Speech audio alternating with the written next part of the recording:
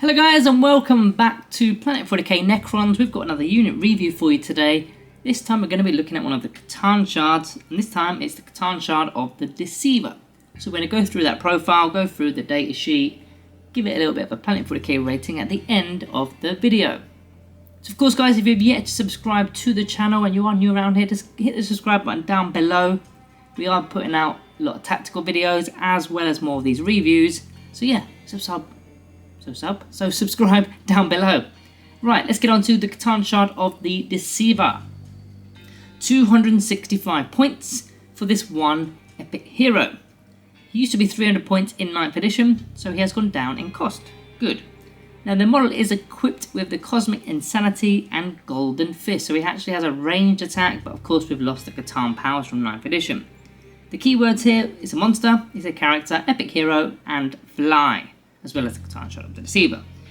Now fly with the monster isn't exactly great this edition. We can't be breaching through ruins and things, and you've got to measure diagonally, so it kind of sucks now, but we'll get onto the statistics anyway. So let's move this card and flip it over to the rear, or the front side, isn't it? So the front side, to begin with the movement. 7-inch movement used to have an 8-inch movement. That's pretty much codex wide or index wide. We've gone down in movement. However, the toughness is quite nice. It's gone up to toughness 11. So toughness 7 is what it used to be at. Toughness 11 means they're going to need a pretty decent weapon or a lot of small arms fire in order to deal with it, because toughness 11 is quite tanky. You've got a 4+ armor save as well as the 4+ invulnerable save, which you can see at the bottom right of the data card there. We've got 12 wounds. We used to have 9.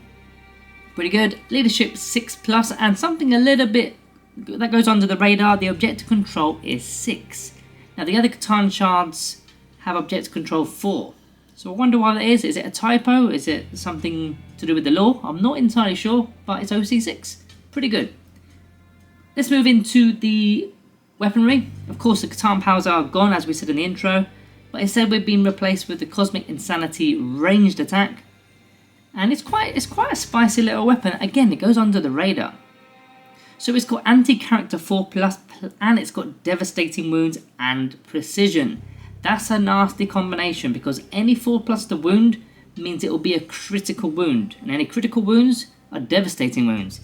So yeah, let that sink in when you've also got precision. Right, let's get back into it. So it's got a range of 18 inches, bearing in mind it's precision, so you can be targeting a leader that's within a bodyguard unit. You've only got 6 attacks with it, but that's alright. 6 attacks, you're going to hit likely 5 times because you've got a ballistic skill of a 2+. So on average, 5 of your 6 attacks will be hits. Now the strength is 6, but as we mentioned, if you've got a character, it's a 4+ to score the devastating wound. Now some of those wounds will still be wounding on, say, a 3+. For example, if you're going against toughness 5, a 3+ will do, but that 3 will not be a devastating wound. It will just be a normal standard wound there. So you need to probably separate them at that point. AP is -2, that's enough. If they've got an invuln, then it's not going to matter. If they don't, it's more than enough. And 1 damage, you can't expect too much with precision. So what this means is, if you're going after a character that is, let's just say, toughness 9. Let's just make that up. Toughness 9, it's a character. And well, in fact, it could be toughness, what's a hive tyrant nowadays? I can't even remember. Is it toughness 12? Toughness 11? Something along those lines. And let's say there's some tyrant guard with that hive tyrant. Well, with this ability, well, with all these set of abilities, any force to wound will do. Even though we're only strength 6, they'll be enough and they'll be causing devastating wounds. So with your 5 hits, on average you're looking at about 2.5 devastating wounds, which will turn to the damage wound, which is in this case it's just 1. Now of course against the hive tyrant, that's going to be quite slow and steady. But imagine now this was against a standard Space Marine captain, an Orc war boss. You're chipping away at those wounds. I mean, even a mirror match against Necrons, if you're targeting a Chronomancer or a Technomancer, Oracle and Divine perhaps, you're doing these mortal wounds, aren't you? So that's the ranged attack, and I think that's pretty decent. The melee side of it, the Golden Fists. We used to have only 5 attacks, we've now got a massive 8 attacks. Nice, we're hitting on 2s. We've got strength 8, it used to only be strength 6, so we've gone up accordingly really, because monster vehicles have gone up in toughness, just like we have with toughness 11. The strength has also gone up accordingly. And in fact, that is a really good example of how tough this model is, because we are toughness 11 and our Catan with Golden Fist is only strength 8. So even we would need 5s to wound against ourselves, if that makes any sense. Minus 3 AP and a flat 3 damage. That damage is good. I know it's only 3 and it's not D6, but that I would rather the 3 than the D6 because you kind of know where you stand. Now, I suppose with the Void Dragon, you've got D6 plus something. Can't remember off the top of my head. Probably D6 plus 2, if I remember right. So that would be a minimum of 3 anyway. But this is one of the more weaker of the 3 Catan shards. So if you were to go up against, say, toughness 7 with those Golden Fists, you're going to probably get around 2 unsaved wounds from when all said and done. When all is said and done. And going up against toughness 4, you're probably going to get 3. Because you're weakened on 2s at that point. So yeah, there is not a massive amount of damage from it, but when you combine it to the ranged weapon as well, it's not too bad. Let's move over to the right hand side of the data card with the abilities. Deadly Demise D6, so one is destroyed. On a 6 he can go bang. Every unit within 6 inches, including our own, will take D6 mortal wounds. Not great. He's got stealth fully. He had stealth in 9th edition, but it wasn't called stealth, it was just a -1 to hit. And effectively it's a -1 to hit. That's pretty good. He's of course got reanimation protocols, which is very nice. When previous edition he only had living metal, so he was only regaining 1 lost wound each turn. Now we're regaining D3 with the potential of other ways like Canoptic Reanimator. We'll get onto that stuff later on. The unique ability is Grand Illusion. This hasn't really changed from the old edition. I'll go through it anyway. Once you've both deployed, you select 3 Necron units that are within your army, and you can simply redeploy them. And when you're doing so, you can even put them into strategic reserves if you wanted to, regardless of how many models are already in strategic reserves, because you've got limits and restrictions of how many units you can actually put into reserves. So he's going to be meddling with your deployment. You could potentially bait your opponent by deploying all your units on the left hand side, on the left flank. Your opponent is going to counter deploy that, and then you can change it up. You can pull 3 units and put them on the complete other side, and your opponent's going to be like, I've counter deployed for that specific thing and now they're not there anymore. So you can do little things like that, little games like that. And yeah, I mean, you're not going to gain a massive amount from it. A lot of opponents will either know you're going to do this because as soon as they see the Deceiver, they know the ability. So they're not going to be going, right, that's definitely going to stay there. They're going to know what you're going to do. And also some opponents just kind of ignore what you're doing. They just kind of do their own thing. They just sit in their own ways and they do their own thing because they've got their own game plan. So it doesn't always matter, to be honest. It's not the best ability, but in some situations it is a really good ability. The Necrodermis ability, which isn't unique to the Deceiver, but all the Catan shards have this one. It's basically halving damage, which makes it even more super resilient. Because if you've got damage 4 coming in, that goes down to damage 2 instantly, and that's the weapon characteristic that changes on your opponent's weapon. So that is the front side of the data card all dealt with. Let's look into some synergy from the Necrons index. So first we're going to look at some stratagems. We've got the Protocol of Hungry Void to get to +1 to your strength characteristic, which will put you to strength 9. Don't always need it, but in some situations, if you're going up against toughness 8, you want to be wounded on 3s, maybe. I probably wouldn't use it on this model, if I'm honest with you. I'm just throwing this out there that there is an option. You've got the option of the Conquering Tyrant to be able to re-roll your win rolls at half range. That one maybe more so because you want to be re-rolling those precision ability shots with the anti-character 4+. Instead of getting 2.5 mortal wounds, maybe you want to go for the 5. Maybe you want all 5 mortal wounds, so by doing that, that's not a bad option. Protocol of Sunstorm, you can add Assault to your Cosmic Insanity range weapon, so you can still advance and then fire, but of course you're not going to be charging at that point. But maybe you weren't planning to in that phase anyway, so that can just gain you ground. That could actually relate to some of your secondaries as well, which we'll go over in a bit. From the core rulebook, you've got Rapid Ingress.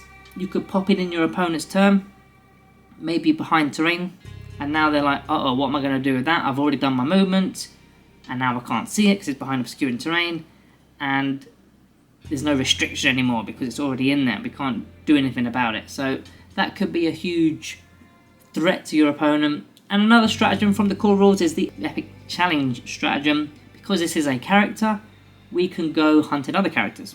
with the Epic Challenge Stratagem. In melee, we can fight as if we've got the precision ability. Now, of course, we've already got it at range, but maybe you want to make a charge move by you and use your golden fists, and be purely attacking leaders within a unit rather than the rest of the models. So you've got that option there as well. As for the battlefield role, well, we have got the fact that it's a big distraction Carnifex. I know we're not Tyranids, we're Necrons, but it's sort of a game-wide phrase, a distraction Carnifex. Your opponent has to deal with it. There's no choice. If this thing's going after them, they have to deal with it. They can't ignore it. There are some models in the game that are quite scary, that are easy to ignore. But in this case, I don't think you can ignore a Catan Shard. You've got the precision shot, so that means that that's going to be a main factor in what you're doing with it. Maybe you're looking to go after the characters. Maybe doing a bit of a tag team with death marks, with your Hexmark Destroyer with precision. So they could be used for that aspect. And also, he's just a big hitter. He can go after the big stuff, not necessarily the big monsters and vehicles. I think it's more the elite infantry that you can deal with. It's going to take a bit more time with damage 3 against the bigger stuff. As for the secondary missions, there are some that he can score. Assassination is the first one, of course, because of precision again, and the Epic Challenge Stratagem if you needed. Bring It Down is potential. I've just said he's not the best against monsters and vehicles, but it is an option to assist with it. You've got Engage on all fronts.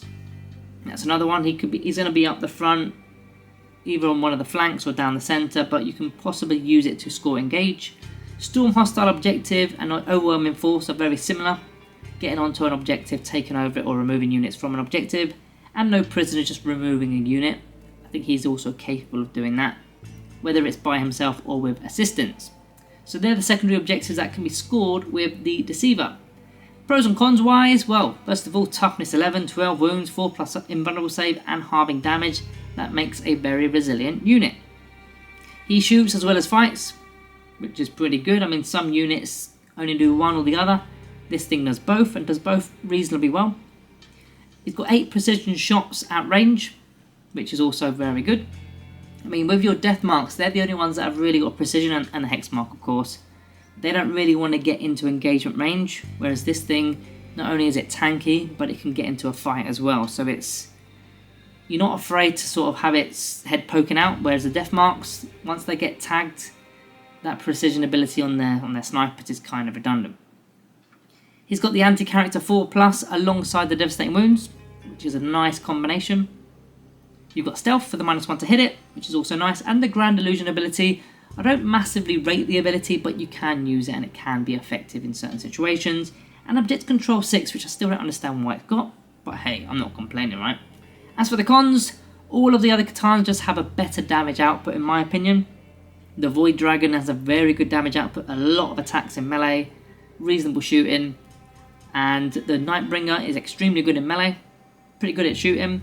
The Transcendent Catan Shard, it's okay. I mean, it's decent. Well, I say it's okay. It's more than okay. It's very good, but it's also got other factors such as that advanced trans thingamajiggy where it can advance. So it has more of an output for other things. Whereas the Deceiver just doesn't seem to have a gimmick. Apart from the Grand Illusion ability, it doesn't feel like it's got a gimmick. Maybe it's an anti-character thing. Maybe that's the gimmick. But you could use the Epic Challenge Stratagem on the Nightbringer or the Void Dragon or the Transcendent Catan. So it's not completely unique to that role.